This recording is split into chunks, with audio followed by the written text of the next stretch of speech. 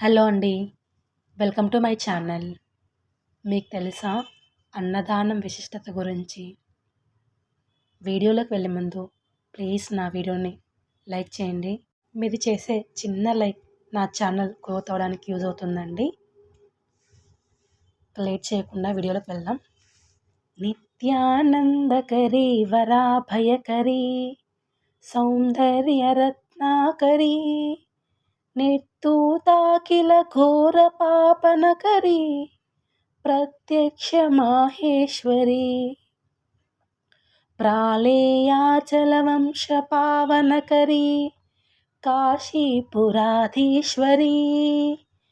భిక్షాం దేహి కృపావలంబనకరీ మాతాన్నపూర్ణేశ్వరీ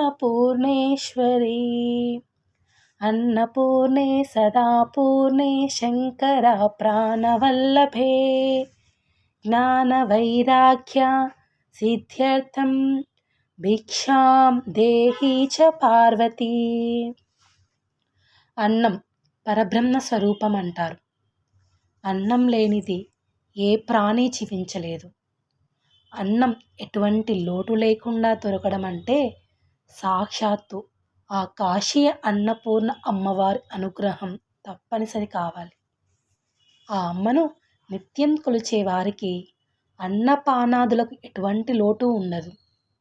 ప్రతినిత్యం భోజనం చేసేటప్పుడు ఆ అమ్మను కృతజ్ఞతపూర్వకంగా ధ్యానం చేసుకొని విశ్వంలో మనతో పాటు ఉండే అనేక జీవులకు బలిభక్తులు సమర్పించి భోజనం చేసేవారికి అతిథి అభ్యాగతి సేవ, అపన్నులకు ఆకలితో బాధపడే వారికి అన్నప్రసాదాన్ని అందించే వారికి ఆ తల్లి అనుగ్రహం ఉంటుందని శాస్త్ర ప్రవచనం. అన్నదానం కోటి గోవుల దాన ఫలితంతో సమానమైనది. ఏది లోపించినా బతకలం, కానీ ఆహారం లోపిస్తే బతకలేం. దానాలన్నింటికల్లా అన్నదానం మిన్న. అన్నదానాన్ని మించిన దానం మరొకటి లేదని పెద్దలు చెప్తారు. మనిషి ఆశకు అంతు లేదు, అదుపు అంతకన్నా ఉండదు. ఎందుకంటే ఏది దానంగా ఇచ్చినా, ఎంత ఇచ్చినా కూడా ఇంకా ఇంకా కావాలనిపిస్తుంది. కానీ అన్నదానంలో మాత్రం దానం తీసుకున్న వారు ఇంకా చాలు అని చెప్పి సంతృప్తిగా లేస్తారు. ఏ దానం ఇచ్చినా దానం తీసుకున్న వారిని మనం సంతృప్తి పరచలేకపోవచ్చు, కానీ అన్నదానం చేస్తే మాత్రం దానం తీసుకున్న వారిని పూర్తిగా సంతృప్తి పరచవచ్చును. అన్నదానాన్ని ఒక యజ్ఞంలా భావించి చేసేవారు కూడా ఉన్నారు. ఆకలిగొని ఉన్న వారికి అన్నదానం చేయలేకపోయినా అన్నం పెట్టే ఇంటినైనా చూపించమని పెద్దలు చెప్తారు. భగవద్గీతలో శ్రీకృష్ణుడు అర్జునుడితో ఇలా అంటాడు: అన్నాత్ పంతి భూతాని పర్జన్యాదన్న సంభవః యజ్ఞాత్ భవతి పర్జన్యో యజ్ఞకర్మ సముద్భవః. అంటే ప్రాణులు అన్నం వలన కలుగుచున్నవి, అన్నము మేఘము వలన కలుగుచున్నది, మేఘము యజ్ఞం వలన కలుగుచున్నది, ఇట్టి యజ్ఞము కర్మ వలన కలుగుచున్నది. త్రేతాయుగం, ద్వాపర యుగాల్లో యజ్ఞయాగాదులు తపస్సుల ద్వారా మానవులు మోక్షం పొందారు. కలియుగంలో దాన ధర్మాలు, దైవారాధన, నామపారాయణ, నామస్మరణ మొదలైన వాటి ద్వారా సులభతరమైన మోక్ష మార్గాన్ని దైవం ప్రసాదించారు. దాన ధర్మాలు ఎవరికున్నంతలో వారు దానం చేసుకోవచ్చు. ఈ దానం చేసేది కూడా మనస్ఫూర్తిగా చేయాలి. ఆడంబరాలకు పోనవసరం లేదు.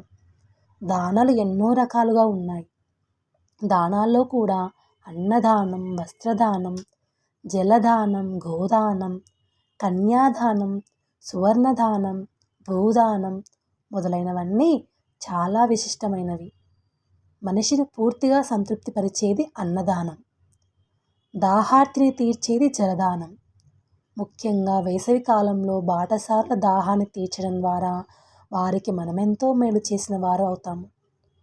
వస్త్రదానం చేస్తే సాక్షాత్తు ఆ భగవంతుడికే వస్త్రాన్ని ఇచ్చిన పుణ్యం కలుగుతుంది. ఎండ, వాన, చలి నుండి పేదలకు కాపాడిన తృప్తి మనకు దక్కుతుంది. మనం చేసే దానంలో స్వార్థం లేకుండా, ఏ ఫలితం ఆశించకుండా చేస్తే ఆ దేవుడే దానాన్ని గ్రహించడానికి వస్తాడని చెప్తూ ఉంటారు. కర్ణుడు బలిచక్రవర్తి మొదలైన వారి దగ్గరికి భగవంతుడే యాచకుడిగా వచ్చి దానం స్వీకరించి వారికి మోక్షాన్ని ప్రసాదించినట్టు పురాణ ఇతిహాసాల ద్వారా మనకు తెలుస్తుంది. ఒక మనిషి మరణించిన అతడు చేసిన దాన ధర్మాల వలన ఆ జన్మాంతరం అతడి పేరు చిరస్థాయిగా నిలిచిపోతుంది. దానగుణం లేని మనిషికి మోక్షం కలగదు. ప్రత్యుపకారం ఆశింపక చేసే దానం అత్యున్నతమైనది. ఆకలితో ఉన్న వారికి, అనాథలకు, పేదలకు, రోగులకు, వికలాంగులకు అన్న వస్త్ర ఔషధములు మొదలైనవి లేని వారికి దానం చేస్తే దానిని పాత్రల దానము అని అంటారు. అన్నదానం చేయడంలో ఏమాత్రం పక్షపాత వైఖరి కానీ పరతమ భేద వైఖరి అస్సలు ఉండకూడదు, చూపకూడదు. సంపద గలవారికి, అధికారం గలవారికి, బంధుమిత్రులకు ప్రత్యేకంగా ఆతిథ్యం ఇస్తూ పేదవారిని తక్కువ చేసి చూస్తే అది అపార్థ దానం అవుతుంది. బంధుమిత్రులనే ప్రీతి లేకుండా ఉండి ఆర్థిక స్తోమత లేని, శారీరక శక్తి లేని వారికి, వృద్ధులకు, అభాగ్యులకు సాక్షాత్తు భగవంతునికే అన్న నివేదన సమర్పిస్తున్నామన్న భావన చెందుతూ మనస్ఫూర్తిగా అన్నదానం చేస్తే ఆ పుణ్యఫలం రెట్టింపైపోతుంది. పేదవారిని పక్కన పెట్టి అయిన వారికి ముందుగా వడ్డిస్తే అన్నదాన పుణ్యం లభించదు. అన్నదానం అంటేనే మనతో ఈ బంధం లేని వారు, నిరుపేదలను, దరిద్ర నారాయుల భగవంతునిగా భావించి వేచేసే మహత్కార్యం ఇది. అన్నదానం జరిగే చోటకు భగవంతుడు పేదవారిగా రూపం దాల్చి వస్తాడు అనే పురాణ ఆధారాలు కూడా ఉన్నాయి. ఉన్నోడికి అన్నం పెడితే పెట్టిన వారి మేలు కోరుతాడో లేదో తెలియదు కానీ, లేనివాడికి పట్టిన అన్నం ప్రేమతో పెడితే వారి దేహాత్మలోని పరమాత్మ సంతృప్తి చెంది వారు వేద ఆశీర్వచనాలు ఇవ్వకుండా అంతకు మించి దీవిస్తారు.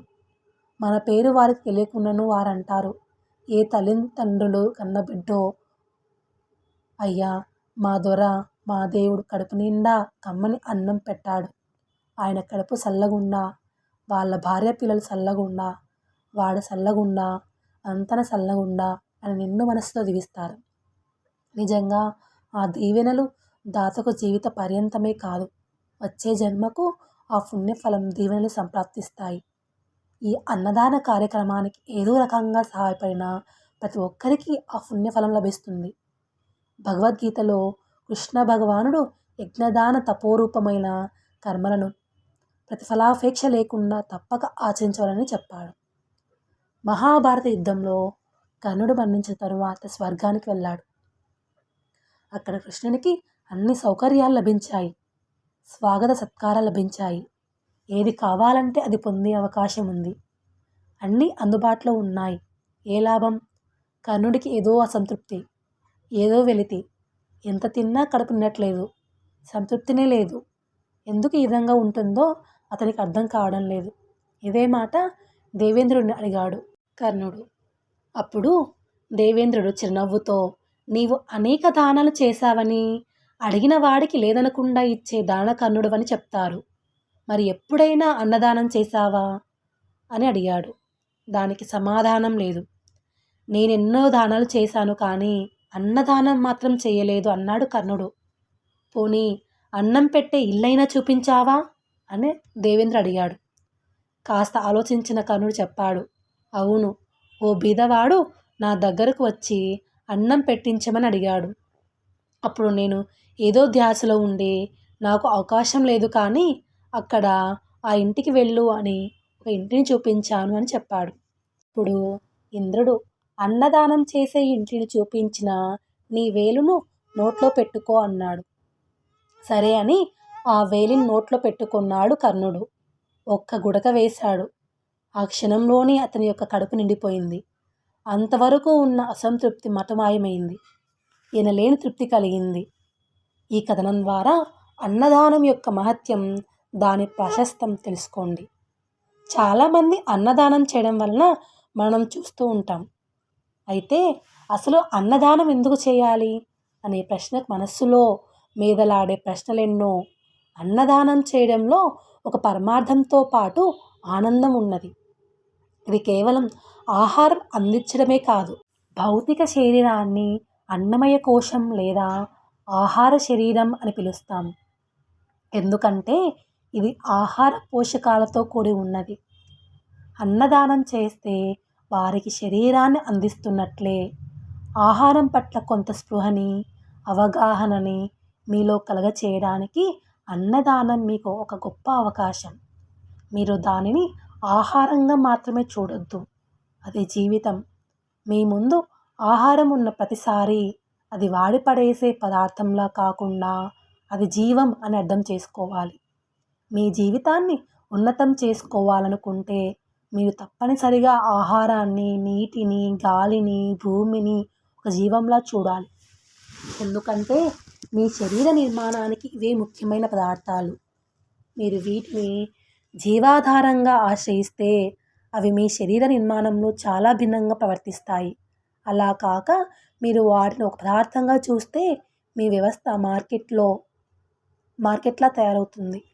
ప్రేమ అంకిత భావంతో వడ్డించి అన్నదానం చేయడం ద్వారా మీకు ఎదుటివారితో ఒక లోతైన సంబంధం ఏర్పడుతుంది. మీరు దానిని ఒక గొప్ప అంకిత భావంతో చేయాలి. ఎందుకంటే దీని ద్వారా ఒకరికి జీవితాన్నిచ్చే అవకాశం మీరు పొందుతున్నారు కాబట్టి. భోజనం చేసే ముందు మొదటి ముద్దను పరమేశ్వరార్పణం చేసి దాన్ని కాకులకో, ఇతర పక్షులకో, ప్రాణులకు పెడతారు. ఇలా చేయడం వలన భగవంతునికి సమర్పించినట్లు అవుతుంది. అన్నం తినే ముందు కొద్దిగా అన్నాన్ని కాకులకు వేయడం వలన శని దోషాల నుండి బయటపడవచ్చని కూడా చెప్తారు. ఇలాంటి విషయాలు పాటిస్తుంటే మనకు మన ఇంటిల్లిపాదికి ఆయురారోగ్యాలకి ఎటువంటి లోటు ఉండదు. అందరి ఆలోచనలు సన్మార్గంలో నడుస్తాయి.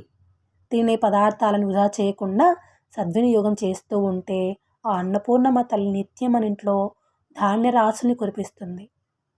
అలక్ష్యం చేస్తే భుక్తి కోసం వెంపర్లాడక తప్పని పరిస్థితిని చూడవలసి వస్తుంది. మనిషి పుట్టేటప్పుడు ఏమి తీసుకురాడు. ఈ మధ్యకాలంలో ఏం సంపాదించినా, ఎంత కూడబెట్టినా పోయేటప్పుడు ఎవ్వరూ ఏమి తీసుకువెళ్ళరు. కేవలం మంచి, చెడు, కర్మ ఫలితాలు తప్ప. భగవంతుడిచ్చిన సంపదలో మనిషి బ్రతికి ఉన్నన్ని రోజులు అహం బ్రహ్మాస్మి భావనతో తనలో దైవత్వాన్ని అలవర్చుకొని తనకు కలిగినంతలో సాటి జీవులకు, ప్రాణులకు దాన ధర్మాలు చేయాలి. శుద్ధాద ఆకలి అనేది మనకి ఎలా ఉంటుందో ఎదుటివారి ఆకలి కూడా అలాంటిదే అని గ్రహించే స్థితికి రావాలి. ఆకలి బాధ అనేది అందరికీ ఒకేలాగా ఉంటుంది కనుక సాటివారి ఆకలి తీరుద్దాం, అన్నాన్ని గౌరవిద్దాం, నలుగురిని ఆదరిద్దాం, తృప్తిగా జీవిద్దాం. జై శ్రీమన్నారాయణ. మీకు కనుక నా వీడియో నచ్చితే ప్లీజ్ లైక్ చేయండి, షేర్ చేయండి, సబ్స్క్రైబ్ చేయండి. అదేవిధంగా కమెంట్లో జై శ్రీమన్నారాయణ అని కమెంట్ చేయండి. Thank you.